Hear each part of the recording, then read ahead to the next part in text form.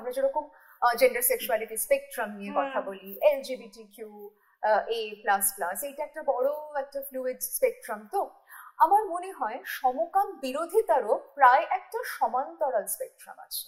চমৎকার বলবো। যেমন তার এক তীব্র মুখ হচ্ছে সমকাম আগ্রাসন, যেখানে আমি তাকে একেবারে দুমড়ে মুচড়ে শেষ করে দিচ্ছি। আমরা স্টোন ওয়াল মুভমেন্ট দেখেছি, আমরা দেখেছি কোন পর্যায়ে যেতে পারে সেই আক্রমণ। এই কন্টিনিউয়ামের একদম অন্য দিকে আমরা রাখতে পারি সমকাম অস্বীকৃতি বা অজ্ঞানতা, অর্থাৎ হোমো ইগনোরেন্স ওর হোমো ডিনায়াল। এই না না, আমাদের সমাজে ওরম কেউ নেই, দূর, ওরম কিছু হয় না। এটা আবার আরো একটা এক্সট্রিম। তাহলে এও যেন এক কন্টিনিউয়াম, তার মধ্যে আমরা এক একটি মানুষের বিচরণ দেখছি, কিন্তু মোটের উপর যেটা কমন রতন, সেটা হচ্ছে এরা কেউ সমপ্রেমী মানুষদের জন্য একটা সুরক্ষার, একটা সুস্থ সুন্দর জীবন যাপনের পরিবেশ তৈরি হতে দিচ্ছেন না, কেউ দিচ্ছেন না।